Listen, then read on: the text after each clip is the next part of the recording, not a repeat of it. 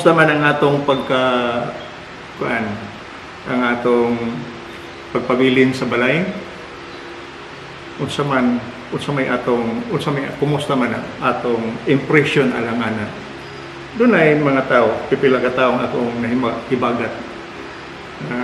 Nungutana sila. Ngayon man gitugutan sa Ginoo nga doon natay ingon ani nga klase nga krisis sa atong kinabuhi. Ngayon man siguro daghan kayong mga kuan nato, daghan tang matubag, daghan ta kuan, pero dili nato malikayan gyud nga usahay ang uban magbaso tungod niana. Pero alang kanako ang tanan ng mga panghitabo iyan ang pagbuot sa Ginoo. Dili nato angay mahayan, dili nato angay ang basulon ang Ginoo, alang iyan. Usa sa mga kamatuoran atong makita dinhi sa Ebanghelyo sa Juan, tibok kapitulo 11 ni siya, 1:45 part I mean. Naay gitawag dinhi nga usa ka hitabo nga din sa sama sab nato. Para nako mo kini usa sa mga panig-ingnan o narrative nga naghulagway may sama-sama sa atong kasinatian karon. Makita nato nga ang Diyos wala gayoy pagkausab nga Diyos sa iyang pamaagi ug ang siya usab adunay kaugalingong katarungan mo na gitawag ning kabuntagon atong pagahisgutan gitawag God's reasons behind human crisis. Adunay duha ka crisis nga gisgutan dinhi.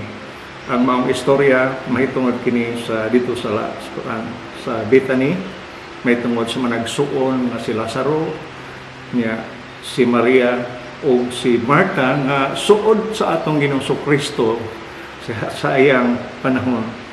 Kanunay siyang mapit, sa di pa siyang adto sa Bethlehem, kanunay siyang mapit ganto kanila. Tungod kining maong mga tawhana o mga managsuon iyang nahimong suod siyang kinabuhi. Usa kay gayon yan, makita nato nga usas mga crisis na hitabo wala dihang Ginoo. Pakita niya nga si Lazaro adunay sakit. Ikaw pas versikulo 1, now a certain man was sick, Lazaro of Bethany, the town of Mary and her sister Martha. Nagsakit siya.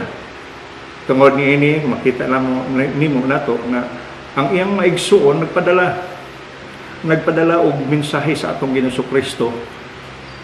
Wa ko masayod unsay pinaagi ba sa tao lamang yang ipadto adunay sulat. Karon dili man para karong panahon nga adunay text ta dali ra ang pagpadala sa communication. Pero makita na mo dinhi nga ang kamatuoran mao nga sa dihang nagsakit si Lazaro, ang managsuon nga si Marta ug si Maria aduna sila gibati kahangawa tungod niini. Muna lagi hibaw ang Ginoo. Kita nimo crisis sa balatian o kanang mga sakit sa atong panahon. Pero ano sa giingon sa Ginoo dinhi? Unsay may katuyuan sa Ginoo nga padadaan tanin gitawag pandemic o epidemic sa atong panahon. Kasama nining pandemic na hitabo karon sa COVID-19. Unsa kay katarungan? Pero dinhi adunay katarungan. Sa dihang nagsakit si Lazaro, ang Ginoo ingon dinhi sa iyang pagkadungog nga si Lazaro nagsakit siya. This sickness, sa verse 4, this sickness is not unto death, but for the glory of God, that the Son of God may be glorified through it. Wow. Makaingon pa sabtas atong panahon karon nga tungod sa nining crisis nato ning COVID-19 nga aduna po'y katuyuan ni sa ang Ginoo. Pakita nimo dinhi nga yes, para nako adunay katuyuan Ginoo. Daghan ang mga atong naandan nga mga kalihukan o atong ginabuhat adlaw-adlaw nga nausab sa dihang miabot kining maong kining pandemic. Makita nato dinhi nga daghang gikausaban no. Distita sa atong balay, no kumusta man. Sanati na mo daghang kong nakatunan ang dili wa matagad ug wa mabuhat kanhi mahimo na tungod na asa imo nang mahimo di sulos balay ang di mo matiman imo nang mahimo matiman Ya, madaghan kayong mahimo sa Ginoo. Besides ay mong atong personal nga buwan, atong personal nga kinabuhi, dagko kayo ang gibuhat sa Ginoo sa atong kinabuhi tungod nining maong krisis nga pandemic nga COVID-19. O siguro mo ning gitawag nato, makita nato nga gitugot kini sa Ginoo aron atong ma-refresh ang atong kaugalingon o balik ta sa atong kaugalingon nga panimalay, una sa tanan sa atong mga relasyon sulod sa panimalay, relasyon ngadto sa Ginoo. Kita nimo bisag distansya o wala diya si Jesus, si Mary and Martha was able to communicate to Jesus. Unsay nitabo siya? Unsa man ning abot pasabot nini sa panahon sa crisis, kinsa may atong unang gi communicate. Mao kani panahon sa pag-ampo, magaghahintag panahon sa pag-ampo, di lamang sa atong kaugalingon, bisan sa atong palibot o sa tibok natong nasod. Mga tao, makita nimo, ubay-ubay na ang nangamatay, daghang apektahan, bisan din sa atong dapit sa Cebu, din sa Mandawi. So importante gyud nga maayta nga kinahanglan gyud nga katunta sa pagsunod ug unsay angay natong buhaton nga atong masunod, di lamang ang Ginoo kundi bisan pa ang mga tawo gigamit sa Ginoo nga kita mosunod ini. Ano masa nga amto makita dinhi sa pagkahimo nini unsa may gigon sa Ginoo dinhi sa bersikulo 5 ingon pa na, now Jesus loved Martha and her sister and Lazarus. Di kuma pero unsay gingon sa Ginoo dinhi bersikulo 6. So when he heard that he was sick, he stayed 2 more days in the place where he was. Bersikulo 6, ingon siya, gipabilin siya, bawa na siya nagsakit na. Hindi siya magbilin pa, wala siya adto dayon sa iyang panadunggan na urgent nga mensahe sa ni Mary o ni Martha. May pabilin pa siya og 2 ka adlaw, unya usa pa siya mulakaw. Makita nimo dinhi nga ang Ginoo adunay siya ay kaugalingong katuyuan. Sa panahon sa crisis, God has a perfect reasons nga iya kanang gialaw aron atong ma-experience. Na siya gitawag valid reasons for it. Para kanato. Muna sa unang rason makita nimo dinhi ingon pa niya nga ug mahimaya ang Dios pinaagi og ang iyang anak pinaagi nini. Makita nimo posible ba kining mahitabo sa atong panahon karon, sa atong kahimtang karon. Ikaduhang rason sa may gingon pa sa Ginoo. Sa ingon para sa makita niyo bersikulo 15.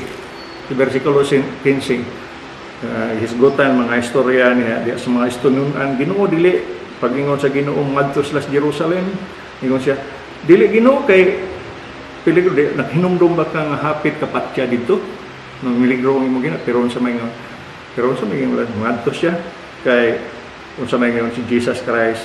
Then his disciples said, Lord, if kung siya namatay kay wayang gisgutan namatay lang nagingon pa niya diha nga kana usa ka panultihon nga namatay pero tinuod natulog pero namatay. Versikulo 14 siya, then Jesus said to them plainly, Lazarus is dead.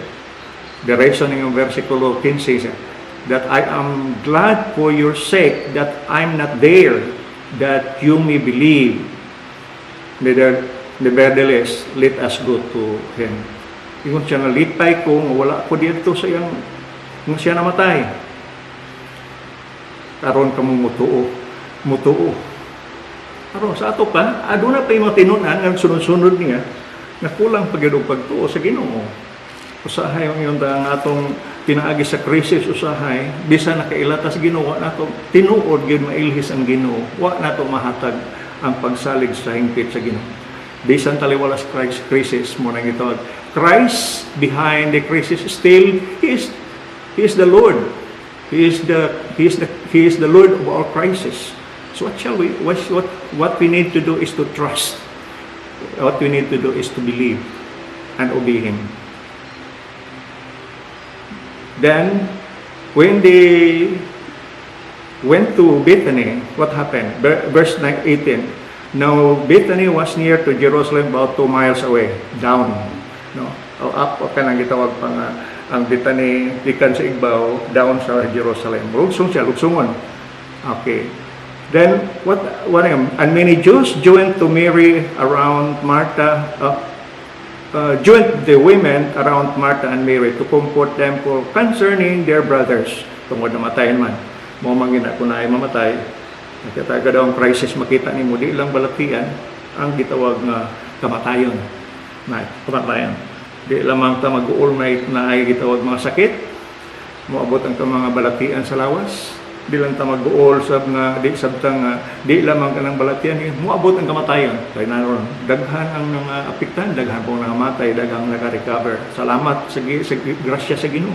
But meaning gitawag ikaduhang crisis nga kamatayon, natural ang mga tao adunay mga paghimo, mga pagigduyog sa mga kasug-anan.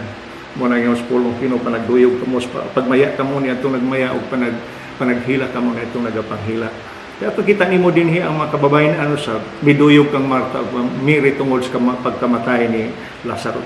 Pero unsa bagyod ang tinuod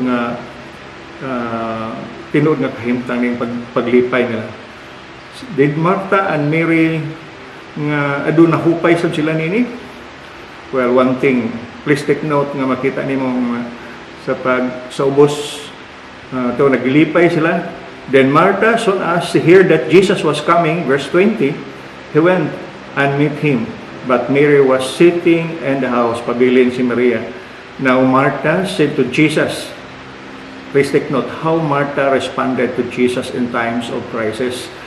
Sakit o kamatayon. Kamatayon o sakit nga makamatay. Unsa may nahitabo? Unsa may ginoo na versicle 2:21. Now Martha said to Jesus, Lord, if you had been here, my brother would not have died. Ginoo dinhi kun dinhi pa ka di unta mamatay nga akong igsoon. Unsa ni nga klase nga makita nimo murag blame pagbasol. Sama ra nga imong gibasol ang Ginoo. Kung naay usahay maabot ang krisis atong kinabuhi, imbes atong daygon ug himayaon ang Ginoo ug tan-awon ug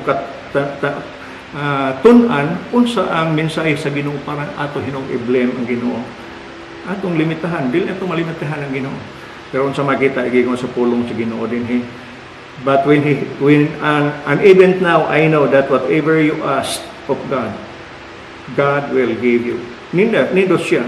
Iyang gibasol Ginoo pero siya nagtuok Ginoo nga bisan nasay kung ikaw gipaminaw sa ang imong pamahan sa Dios. Nga bisan unsa imong pangayoon, unsa imong hangyoon tubagon niya. And Jesus said to her verse 23, your brother will rise again. Minsan, ang imong igsuon nga namatay, mabanhaw, mabuhi pag-usap. Versikulo 25, 4, Martha said to him, I know that you will raise him again in resurrection at the last day. Isa na siya ko Ginoo, imo ka ng buhaton, banhawon nimo siya sa adlaw sa pagpamanhaw. Unya na sa adlaw sa pagpamanhaw. But Jesus said, I am the resurrection and the life. He who believes in me, though he may die, he shall live. Whatever lives and believes in me shall never die. Do you believe this? This is now the confrontation of Jesus Christ to Mary. Si Mary, naglaom siya nga banhaw niya igsuon, unya na pag-adlaw sa pagbanhaw. Ipan Jesus Christ, ako ang pagkabanhaw. This is now the time that Jesus claimed nga he is not only the Lord, but also He is God, the powerful God. He is the source of life. Makita nimo din ang pulong sa Ginoo. Yang gingon nga siya ang pagkabanhaw. That is one of the great I am of Jesus Christ. Sama nga siya usa ka Dios nga dunay gahom sa pagbuhi sa mga patay. Yeah. Gingon siya, ug ang tanang buhi nga mituo kanako, dili na gyud mamatay. Mutuo ka ba niini? By this time Martha was confronted. And I know by this time, he believed it. And in verse 27, I said to him, yes, Lord, I believe that you are the Christ, the Son of God, who is to come into the world. And this verse 27, this is also the idea why the book and the Gospel of John was written.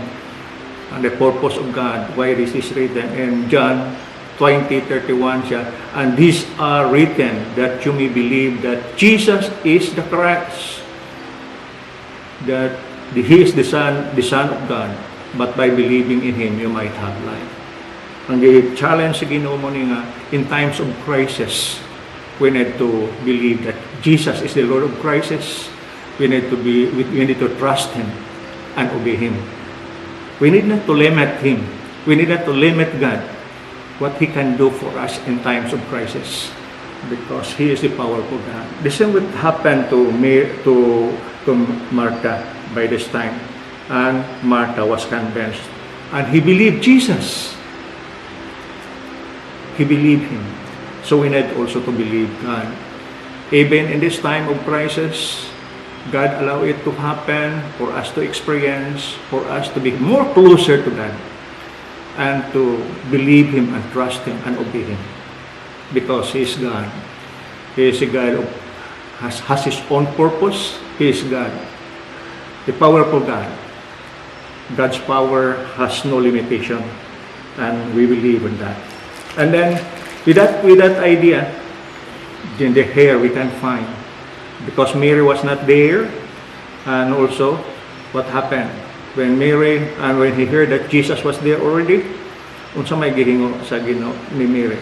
Then Mary, in verse 32, then when Mary came where Jesus was, and he saw Him, he fell down at His feet, saying to Him, Lord, if you had been here, my brother would not have died. Mary, this expression or this word of Mary, the same with in verse 21 of Martha, nga ilang giingon ilang giblame ang Ginoo ko dinhi pagadi unta mamatay ang akong igsoon. Pero one good thing, the physical expressions of Mary when he met Jesus, when he saw Jesus, he fell down at His feet. Iyang miyukbo, mihapa siya. And then iyang gisimba ang Ginoo ug ingon sa Ginoo, kun dinhi ka pa, dili unta mamatay ang akong igsoon. Usahay sa atong kinabuhi say siguro matintal sa sama sa gibuhat ni Mary. Close ta sa Ginoo, then hinimba ta nata kanunay nagsimba sa Ginoo, nag-alagad sa Ginoo. But sometimes we fail to, we will be tempted also to blame God to His sa unsay iyang gitugutan nga mahitabo sa atong taliwala. Because of that, do you think what Jesus reactions for this? And verse 33, therefore when Jesus saw her weeping, and the Jews who came to hear weeping also, he groaned in the spirit and was troubled. And he asked, asa man siya? They said, Lord, come and see. Ug din ang panahon nga samtang sila nagkuyog, nihilak si Jesus.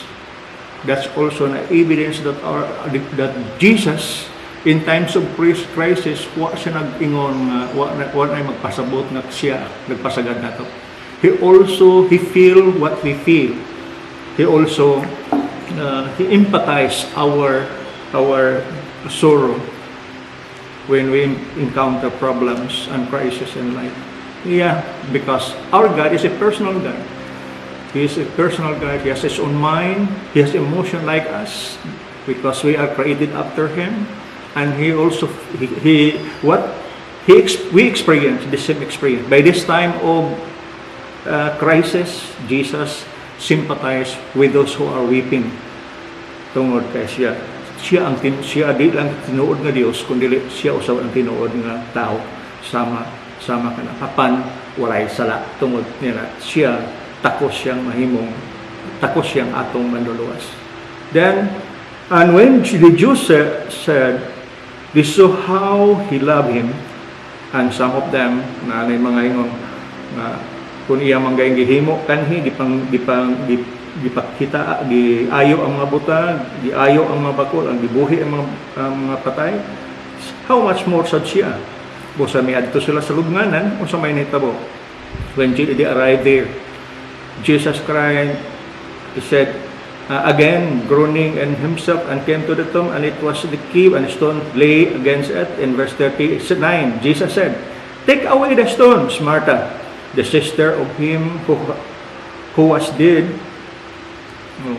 he said to him, Lord, by this time there is stench, for he has been dead 4 days. Namatay siya, upat na kadlaw, Ginoo, baho na siya. Posible karong panahon na, Ginoo, sa laing pagkasol, di lang, Ginoo, kay baho na. Pero what happened? Verse 40. Jesus said to her, did I not say to you that if you would believe, you would see the glory of God? Let's go back to verse purpose, the very purpose of God, and the first purpose of God, why He allow crisis, why He allow sickness and death also. Kaya nga, if you will believe, if you would believe, you will see the glory of God. So that's for the glory of God. Then they took away the stones from the place where the dead man was lying, and Jesus lifted up his eyes and said, Father, I thank you that you have heard me. Then 42, and I know that you always hear me, but because of the people who are standing by, I say this, that they may believe that you sent me. What is this message? Remind by the Lord Jesus Christ. Remind us, as He said, one of His purpose, not only to glorify Him, that people in His surroundings, even His disciples, will believe Him, will truly believe Him by this time. Kita ni mo din hina. Ang tao, di magudta daling mo to usahay kalabanan na to sa tawhanong prinsipyo to cease to believe. But dinhi ang gingon sa Ginoo, kinahanglan ato sang tuhuan, tinuod nga pagtuo mao kato ang paglaom sa mga butang wa nato makita sumala sa Hebrehanon. Makita nimo importante dinhi pud nga pakigikuan sa Ginoo nga pinaagi siyang pagabuhaton pagbuhi kang Lazaro, mahimo siya nga tuhuan nga siya gipadala sa amahan. Padala sa amahan.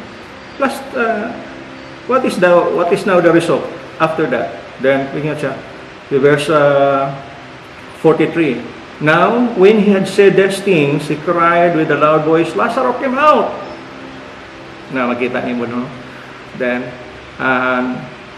when he who had died came out, bound hand and foot with grave clothes, and his face was wrapped with clothes. Jesus said to him, loose him and let him go. Siya, badbari siya. Duha ka butang makita nimo ang pagbuhi kang Lazaro, pagbuntog sa kamatayon, pag masinati ni Lazaro, doon ay gibuhat.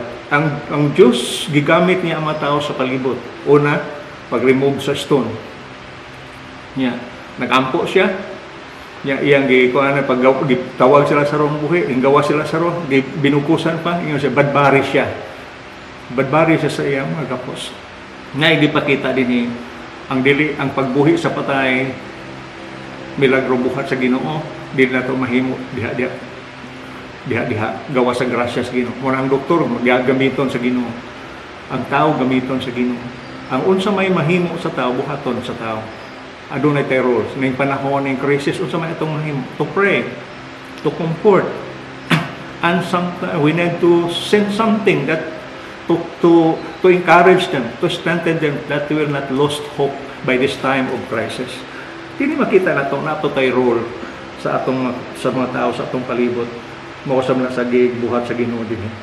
Resulta tungod na katuman ba ang katuyuan sa Ginoo aron sila mutuo. Di lang yang tinunan, dili ang mga tao usab dito mutuo.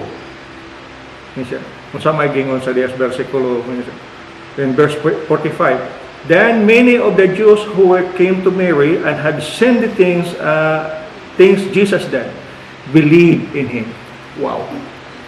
God was able to perform something that people prove Himself, that everyone will believe and trust Him. So Jesus, ang ato makita, God is a acting God. By this time of crisis, we need to go back to believe and trust and obey the living God. It's not the dead God, but the living God. The one who creates everything, the source of life and everything. This is the powerful God. In the times of crisis, we can find And God assured us, one of His reasons nga He has His own purpose why He allow it. God also, He's trying to demonstrate us His power if we will submit and submit to Him. And also we are able to assure us His presence, that He is the living God, wa magpasagad, wa mubiya na to.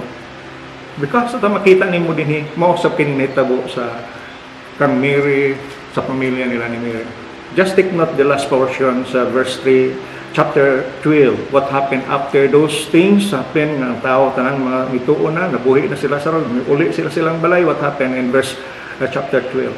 Then 6 days before Passover, Jesus came to Bethany, where Lazarus who was then dead, whom He had raised from the dead.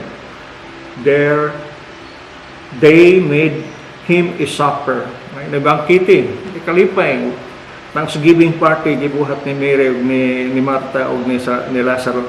Nya unsa may gibuhat na ilang gibuhat, gimbitahan lang mga tao, may mga tao matinunan. What happened? Martha served. Si Martha may alagad. Si Lazaro was one of those who sit at the table with Jesus. What happened? Yung mga itawag. Di lang ito makita nimo dinhi ang pagsimba. Ilan ang gibuhat ang pag-alagad o pagsimba sa Ginoo diha sa ilang panimalay. Masama sa tong gibuhat. Humusta mga tong pagsimba sa mga balay-balay tungod ng COVID-19. Salamat ta. So, salamat sa inyong paghimo, salamat sa atong pagbuhat na para sa Ginoo o para sa pagsunod sa Ginoo, o pagsunod alang sa himayan. Then what happened to Mary? Then Mary found a very costly oil of spikenard and went to the feet of Jesus and wiped His feet with it here, and the house was filled with the fragrance of oil. We can find here nga ang gibuhat, ang pag-alagad, ang pagsimba do sa panimalay. Kita pagsimba sa Lord's panimalay nga sama sa atong gibuhat sa ako sila pagsimba. Celebrate to God. The victory and thanksgiving to God because of what He has done. Unsa ang iyang kaayo sa Ginoo. Dinhi kang Lazaro, naminaw siya uban sa Ginoo, lingkod uban sa Ginoo. Si Martha may alagad. Si Maria, iyang gidihugan ng Ginoo pag-usab ang iyang tiil. Pag-andam kaniya para sa iyang pag-antos para kanato. Maigsoon unsa man po'y atong gihimo. Mary, naghimo siya, gibuhat niya sa pagpangandam. We are also, as Christian right now, believers in Christ, the one of our ministry is to prepare people for His coming. So that's why we need not to forget that we have that responsibility to prepare them in our by words or by deeds. We need to reach them for the gospel in order for them to prepare for His coming. Remember, in a crisis, God allows a crisis with the valid reasons, even to us, in our experience. Amen. That is the one of His reason. He wants us to recognize His purpose, and He wants us to focus to glorify Him and to believe Him. He wants us also to experience His power. And He wants us also to celebrate His presence in our lives, in our family, wherever we are, even in our workplace. To God be the glory.